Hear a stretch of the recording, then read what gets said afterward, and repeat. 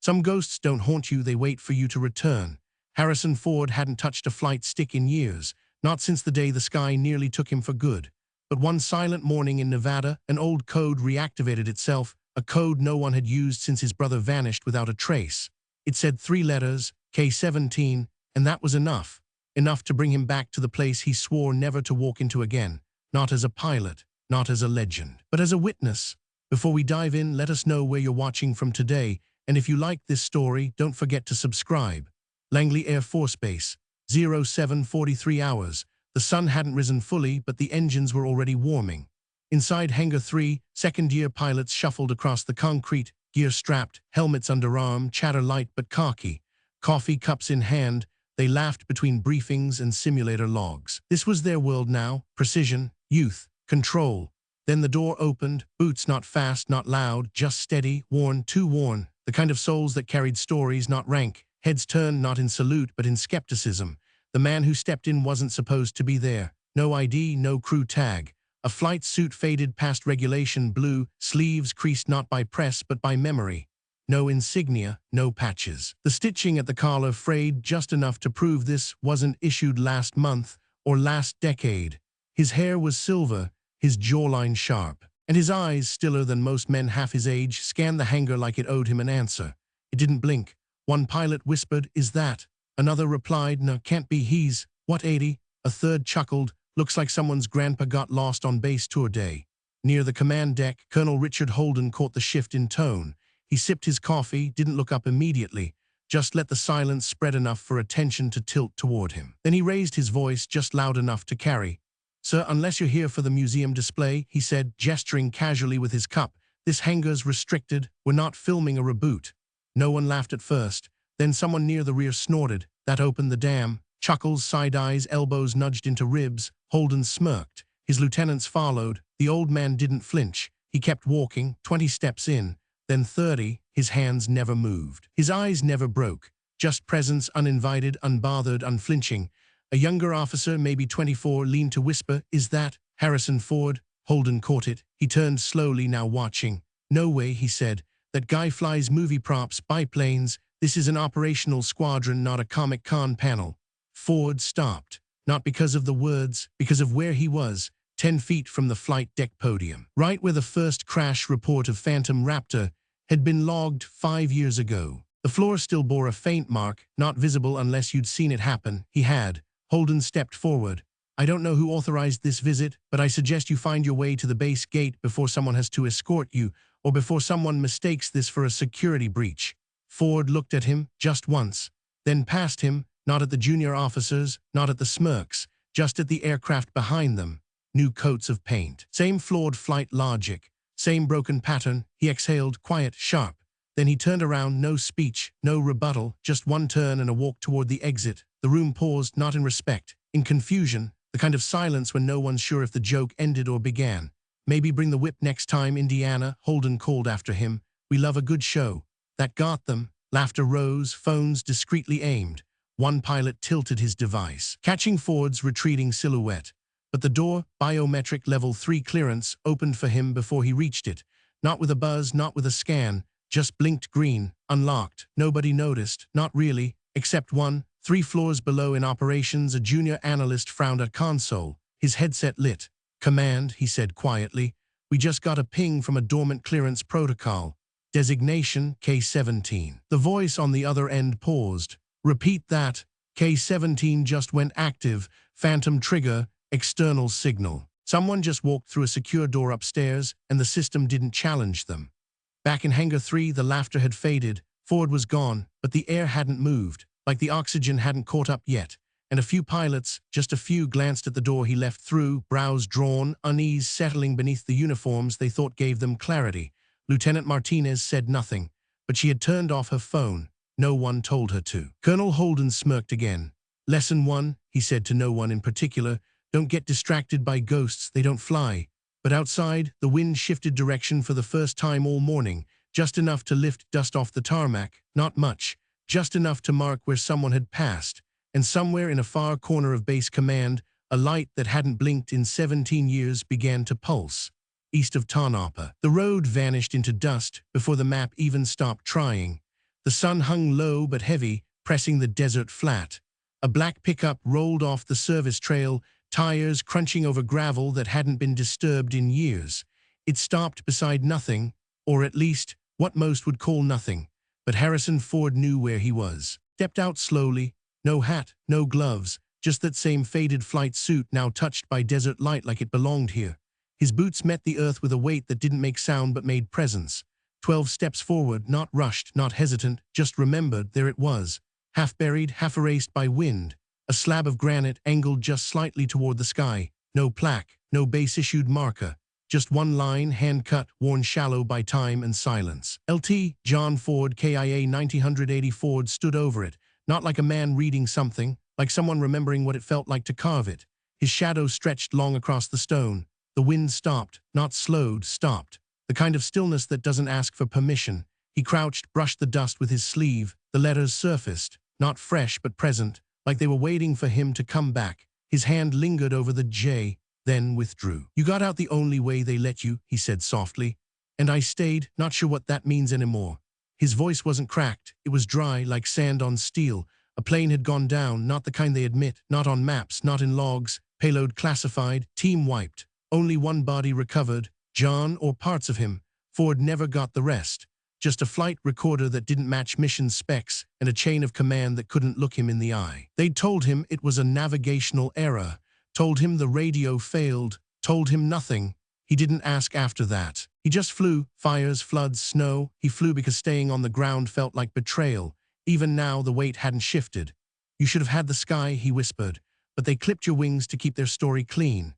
He exhaled, not tired, not resigned, just releasing something that had been coiled too long. From his chest pocket, he pulled out a canteen, the old metal kind. He unscrewed the lid, poured a slow, steady line of water across the base of the stone. Dust turned dark, clinging to the carved letters. He wiped it once more. The name came sharper. Then silence again. Ford stood, looked past the horizon, nothing but heat, shimmer, and memory. Then it buzzed. The sound was almost nothing, a whisper behind the ribs, but he felt it. Inside the flight suit, in a concealed compartment, a device the size of a matchbox blinked green. It hadn't blinked in a decade. He pulled it free. No brand, no screen, just a steady pulse. He flipped the switch. The vibration ceased. A thin line of data projected faintly into his right eye. Retinal, old tech, deep shadow program, dead clearance, but the message was alive. Phantom protocol reactivated, K-17 clearance verified, trigger, unsanctioned simulator override location. Langley window, 72 hours. Ford stared at the line until it faded. It didn't surprise him. Not really. He had always known this day might come back, like a ripple from a rock thrown years too deep. He slipped the device back into his pocket. The silence returned, but it was different now, thicker, like the air around him knew something had changed. He turned back to the grave, eyes steady. "I said I'd wait until it mattered," he said. "Looks like it does now." No answer, just wind resuming its path like it had been listening, just long enough to know when to leave. Ford walked back to the truck, slow and certain. The door creaked as he climbed in. Engine rolled over once, then caught. He didn't look back, not yet. The garage hadn't changed. Not really. Maybe more rust on the door, maybe less insulation in the roof. But the shape of it, the weight of it was the same. Half buried between two forgotten service shacks off a dead route west of Ely, Nevada. It didn't exist on current maps, hadn't for 20 years. But Ford didn't need maps. He just needed the right key. The steel door shrieked as it rolled open. Dust poured out like the building had been holding its breath. Inside, no lights, no signals, just silence and a faint hum from a battery-fed generator buried 6 feet underground, enough to run 90 minutes. Ford didn't need more. He stepped in. Boots echoed once, then again. The sound vanished behind him like it knew it didn't belong out here. Against the far wall, behind an old locker draped in tarp and memory, sat a hardened terminal bolted into concrete. He reached under the console, flipped 2 analog switches, waited. The monitor woke up not with a logo but with a blink. A cursor, no GUI, no icons, just a waiting line. Ford typed slowly, one hand at a time, sequence locked in his bones. PHX. Log 17 access code. Black still. The terminal paused. Then the screen scrolled. A list, not names, not yet. Just designations, test groups, discharges, training anomalies. He filtered by one tag, simulator override. 27 entries loaded, some glitched, some partially redacted, but enough remained. Pilot ID LTA, Caldwell Incident, VRTSIM D63 Result, Fatal Response Note, Override Triggered Mid-Sequence. Emergency Reset Disabled. Operator, RH, Ford didn't move. Aired at the note. RH Holden, he tapped into the file. A short video log attached. Grayscale blurred by old compression. Caldwell, early 30s, calm, focused, her voice through the headset, initializing sequence, all green. The simulator sealed, rotation began, then lag, a stutter, her trajectory veered left, her eyes shifted, not panic, confusion. Ford paused the frame just before the crash. She wasn't screaming. She was waiting for the system to catch up. It never did. He scrolled down, diagnostic data, error logs, timestamp overlays, then a single override command logged remotely. Manual failsafe, off admin auth. Roldan, he sat back. The chair creaked. The generator hummed behind the walls like it didn't want to hear the rest. This wasn't malfunction. This was decision. He reopened the directory. The other 26 files told similar stories. A pilot grounded for stress tests they passed. Another transferred after reporting lag during simulation. One reassigned to logistics after test scores exceeded protocol thresholds, each with a quiet red stamp. No protest, no hearing, just silence. Then he found it, attached to Caldwell's personal folder. Not an official note, not a memo, a letter, scanned from handwriting, creased, torn at the corner, dated 2 days before the crash. I don't know what's wrong with the system. Every time I log in, there's delay in control feedback. I've reported it, no response. I'm afraid to fly, not because I'm not ready, but because the simulator doesn't care if I am. I don't want to be the one who dies proving the program's not ready.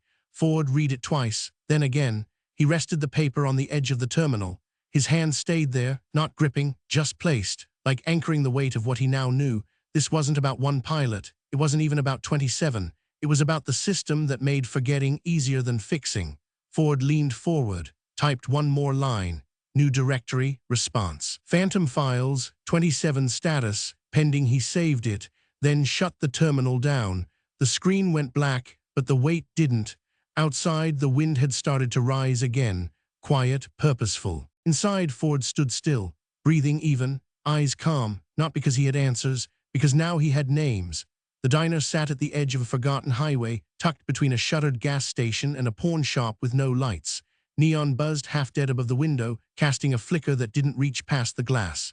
Inside, the booth in the back was still the same, torn vinyl, one flickering bulb overhead, and a coffee cup gone cold before the waitress could ask if he wanted a refill. General Robert Morrison sat with his hands folded, not on a phone, not on a file, just the table, eyes forward, shoulders dropped.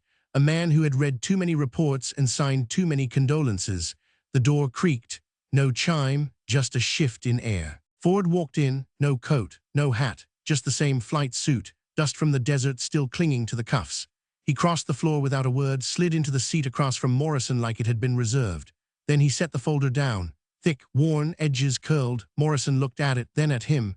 He didn't ask how Ford got the data or why he brought it here. He just opened the file. One page, then two names, logs, sim records, overrides. He paused at the photo.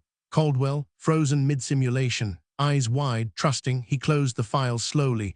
His hand stayed there, heavy. You saved my nephew, Morrison said. Back in 2001. Search and rescue off the Snake River Trail. He was 13. You pulled him out by heli when the park rangers couldn't get eyes on him. Ford didn't nod, didn't speak, just waited. Morrison tapped the folder. You think this is justice? I think this is silence. Ford said, and I'm tired of it. Morrison leaned back, looked out the window, nothing moved. If you make this public, he said, you don't just take Holden down, you take the Phantom program with him. The budget's already hanging by threads. One scandal, Congress pulls the plug, we lose everything. Flight tech, AI sync, stealth protocols, all of it. Ford's voice came low. What's the point of flight if we bury every pilot who questions the controls? Morrison didn't answer, just reached for the coffee, drank, winced. Half the board still thinks you're dead, he said. I was, Ford replied. Then I remembered someone still needed to land this. Morrison exhaled through his nose, thought, not fast, not angry, just long enough to feel the weight of what hadn't been said. Finally, he reached into his coat, pulled out a pen, the kind you only used once, the kind given after things that didn't happen officially. He flipped over the diner napkin, scribbled 3 words, signed. H7 Monday 0800 mandatory. He slid it across the table. Ford didn't fold it, didn't pocket it, just rested a hand over the ink for a second, long enough. Outside, a truck engine started. Low, familiar, Ford stood. Morrison didn't look up. "You know what this means?" he asked. Ford paused. "It means someone finally looked," he said, and didn't turn away. Then he walked out. The door closed behind him with a sound that didn't echo. But in the booth, Morrison didn't move. The folder still open, the ink still fresh, and somewhere between the names and the silence, something had already begun. Hangar Omega didn't have lights. It didn't need them. The concrete swallowed sound, and the ceiling stretched so high it felt like space above the bones. No markings, no security, just a single blast door recessed into earth, locked behind layers of silence. Inside, the air was cooler, clean, sterile in a way only forgotten places are. The Phantom Raptor sat in the center of the floor, not resting, waiting. Its body shimmered in matte gradients, drinking in the dim light like it was made from shadow. No rivets, no seams, no entry hatch, just shape, function curved into something unspoken. Ford stepped in without pause. The door sealed behind him with a hiss barely audible. In his right hand he held a cassette tape. Small, plastic, label faded by sweat and years. He placed it gently on a side console before moving toward the aircraft. One technician waited by the diagnostics panel. Young, early 30s, clipboard underarm, his uniform crisp, eyes tracking Ford like he wasn't sure if he was supposed to salute or call security. "You're really gonna fly her?" the tech said, not asking. Ford didn't answer. He reached out, let his palm slide across the curvature of the left wing. Dustless, cold to the touch, but not lifeless. "She hasn't been powered since the shutdown," the tech said again. "AI's dormant, all analog links have been severed. There's no backup." If Ford raised a hand, not to interrupt, just to listen, the aircraft didn't make a sound. But the moment his fingertips brushed the intake, a low internal pulse activated, faint, measured, recognition, biometric sync complete. K-17 confirmed. The technician blinked. "They tried to wipe your profile 5 years ago," he said. "Didn't work." Ford didn't respond. He moved along the body, every boltless panel, every curve. His fingers traced the undercarriage, the landing gear, the seal lines only a builder would recognize. When he reached the cockpit ladder, he paused. He looked down at his right hand. It was trembling, just slightly, enough. The kind of tremor that doesn't come from age, but from memory. He closed his fist once, then opened it, the skin across his knuckles white, then pink again. He looked at the throttle assembly. 2015. Ryan PT-22, vintage, engine failure at 800 feet. No glide path, no margin. He had landed on a golf course between two trees, woke up in a hospital with 12 stitches, 2 broken ribs, and the sound of metal screaming still burned behind his eyelids. He hadn't flown solo since. Ford climbed the ladder. He opened the cockpit canopy manually. The interior hadn't been updated. Still analog redundancies beneath the augmented systems. Still, a cassette deck buried beneath the main avionics board. He slid into the seat. The harness clicked shut around him like it remembered the weight. From his pocket, he pulled the tape. Flight with John 1979. He stared at it, then pushed it into the slot. The wheels began to turn, no sound yet, just motion. The tech stepped closer. "You're really flying this with cassette override?" Ford nodded once. "Why?" His answer came without looking. "Because silence can lie, this won't." The cockpit displays blinked. Green across the HUD. Manual authorization accepted. Diagnostics unlocked. Control surfaces calibrated. Then came the sound. Not the AI, not the engines, the tape. It was hissy, old, but there, a voice from decades ago. "Altitude looks good. Wind's calm. You ready, Harry?" Ford closed his eyes. The voice cracked through time like thunder on sand. His brother, John, the tech swallowed. "You do realize everything from here on is logged. Public, no stealth. No way to disappear again." Ford opened his eyes. "I never wanted to disappear," he said. "I just needed them to forget me long enough to remember what matters." He rested one hand on the throttle, the other on the stick. Inside the sealed canopy, something started breathing, not the pilot. The plane, Langley Air Force Base, 07:59 hours. The parade field had been cleared. 300 officers stood in rows, dress uniforms pressed, eyes forward. No one knew why they were there. The order had come late the night before. One line, mandatory, Hangar 7, full presence. No explanation, no agenda, no speaker listed. Colonel Richard Holden stood at the front, hands clasped behind his back, jaw tight. He glanced at his watch. 1 minute to 0800. Still no podium, no mic, no transport vehicles, just heat rising off the tarmac and eyes waiting for answers. His aide stepped forward, nervous, clipboard in hand. "Still no flight manifest, sir. No presenter logged. no visual markers inbound. Holden waved him off. It's probably some Pentagon stunt, AI pilot demo, one of those pilotless showcases they roll out to keep the senators happy. He raised his voice enough to carry 3 rows deep. "Let me guess," he said, eyes scanning the crowd. "We're about to watch a drone shaped like a bald eagle fly in a circle while someone salutes a PowerPoint." A few quiet laughs broke out, not full, just enough to deflate the tension. He turned toward the runway. "Or maybe it's the diversity flyover we missed last month. God forbid we forget a checkbox." More laughs, this time from the senior staff. The junior officers didn't respond. Near the back, Lieutenant Martinez didn't blink. Her hand stayed behind her back. Her gaze stayed skyward. Holden caught the stillness. "What's with the look, Martinez?" he said, voice sharp. She didn't answer. Then it happened. Not a roar, not a boom. No sonic wave. No tremor, just absence. Like the air folded inward. Like gravity paused. The sky didn't shake. It parted. A shadow emerged. Sharp, angular. It didn't fly. It sliced. No trail, no thunder. Just motion too precise to be natural. Holden squinted. "What the hell is that?" The aircraft dropped into view. Sleek, seamless, unmarked. No insignia, no alliance. It curved into descent without gear. No flaps, just control. It hovered above the runway for 2 seconds. Then contact. No bounce, no sway, just stillness. Silence. The officers stared. No one moved. The shape sat there, reflecting nothing. Its surface bent the light around it, not painted, absorbing. The cockpit canopy lifted. No hydraulic whine, no hiss, just separation. Then a figure stepped out. No helmet, no salute. Just a faded flight suit. Gray hair, eyes forward. Harrison Ford, not walking fast, not grandstanding. Just moving like someone who belonged. Holden stepped back. No, this is a stunt. This is illegal. That airframe isn't even listed on active status." He turned to his aide. "Scramble the defense net. I want fire teams on standby. Authorization Tango 7. The aide tapped his tablet, then again his face shifted. "Sir," he said quietly, "systems locked. Command access denied." Holden snatched the device. Red text flashed. "Override K-17. Command locked." He looked back at the aircraft. Ford was 10 paces from the edge of the tarmac. From the speaker towers mounted around the field, a voice cut through. Not Ford's, Morrison's.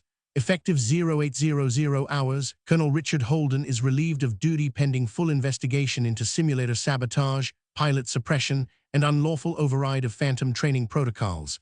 Military police emerged from both sides of the hangar. Not fast, not loud, just certain. Holden stumbled back. "You can't, this is political theater. You have no authority." Martinez stepped forward. Calm, voice steady. "This is airspace you no longer control, sir." The MPs reached Holden. He resisted once, then stopped. He turned to Ford. "You think this makes you a hero?" he spat. "You think they'll remember this?" Ford didn't respond. The aircraft behind him shimmered, not in paint, in presence. Morrison walked onto the field, full dress, no mic, just his voice. "They won't remember what they were told. They'll remember what they saw." Holden was escorted away. Ford stood still. No words, no celebration, just one man, one jet, and 300 officers who didn't know what to do with silence that heavy. The Raptor behind him stayed motionless, but the way it caught the light made it feel like it was breathing, like the machine understood something the base had forgotten. Martinez stepped beside Ford. She didn't look at him, just stood with him.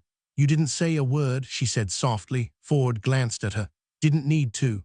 Behind them, the crowd remained frozen, not in fear, in clarity, the kind you only get when a myth lands and doesn't ask permission. And the sky, for the first time that morning, held its breath. Inside Hangar 7, the temperature hadn't changed, but the air had weight now. The Phantom Raptor sat still on the tarmac behind them, its surface swallowing light like it had something to hide or protect. Morrison stepped forward again. He gave no speech, no list of charges. He simply raised a hand toward the control booth perched above the flight deck. A signal. One blink, then the screen lit up. A wall of black at first, then motion, footage, surveillance, internal logs. The first clip, simulator feed, LT Amy Caldwell, frame by frame, her entering the rig, systems booting. Overlay shows green across the board, then lag, then a stutter, her trajectory shifts. Emergency override fails. The screen flashes red, then black. Another video loaded. A performance report. Handwritten edits visible on the margins. A name crossed out, then replaced. Dates altered. Evaluation scores manually dropped. Then another, a training room. Holden in uniform, laughing. A list projected on the wall behind him. Flyers, he says to the room. Paper talent, placeholder pilots. More laughter in the background. A technician tries to speak up. "Sir, the sim lag is still present. If we don't," Holden waves him off, "they'll wash out, that's the point." The screen changes again. 27 names: Caldwell, Del Toro, Nolan, Han, a scrolling list of pilots, each one marked as inactive, reassigned, terminated. No ceremony, no notice, just silence. The final frame holds on a letter, scanned, torn along one edge. "I don't want to be the pilot who dies in the simulator. Please follow up." The room didn't move. The screen went black. Ford stepped forward. One step, that was all. His voice didn't rise. It didn't need to. 27 pilots never got a goodbye. He paused, not to collect himself, to let the truth land. Not a folded flag, not a ceremony, just deletion. He looked at the sea of uniforms in front of him. None spoke, none shifted. "I flew today so they wouldn't be forgotten." He didn't explain, didn't offer evidence. The truth was already echoing louder than anything he could add. From the back, a voice whispered, "Low, steady. He's the reason I'm here." It was Lieutenant Jennifer Martinez. No one turned to look, but Ford did. His head tilted barely enough. She met his eyes, her voice caught just once, then steadied. "I failed sim clearance last year. They said I wasn't flight ready. But someone reopened my case. Someone put me back in that seat." Ford's gaze didn't break. He nodded once, then said it quiet, like a compass more than a command. "Then fly low. Let them read your name off the wings." No applause, no sound, but something shifted. 300 officers stood in a silence no longer uncertain. This time it was earned. Holden, still in cuffs, turned his head, tried to find anything to say. He couldn't. Morrison stepped beside Ford. "What now?" Ford didn't answer, because this wasn't a conclusion. It was a correction. And somewhere, far behind the silence, behind the guilt, behind the delay, a new sound had started to form. It wasn't thunder. It wasn't engines. It was the slow, certain sound of history starting to breathe again. This time, it wouldn't be quiet. 6 months later, the runway looked the same. Cracks in the tarmac, wind pushing dust across the edges. But near the southern fence line, a new building stood. No flags, no slogans, just a single plaque bolted to the steel, the Forgotten Wing. Inside, cadets moved through hallways in silence, some in regulation blues, others in plain jumpsuits. Their boots echoed evenly. No barked orders, no clipped commands, just the rhythm of people who had earned their place. On the observation deck, Ford stood with arms folded. Below him, a training bay hummed with simulator rigs, no lag, no glitches. Martinez stepped beside him, a folder in hand. "First quarter stats," she said. 89% pass rate, 1/3 are veterans, 40% women. 70% were previously rejected by Holden's team. Ford nodded, just once. Martinez hesitated, then added, "We got a letter this morning. Kid from Colorado Springs. 16, he said he watched the video. Said the man who flew that day looked familiar. Said he thinks you're the guy who pulled his uncle from a flood back in '98. Ford didn't turn. He just said, "Sometimes memory doesn't need a name." Then he stepped forward, leaned against the rail, and looked down at the new class moving toward the simulators. Outside, the wind caught the edge of the hangar and lifted the dust. And for a moment, it looked like the sky remembered. If you enjoyed this story, let us know in the comments. And don't forget to like, share, and subscribe for more inspiring stories.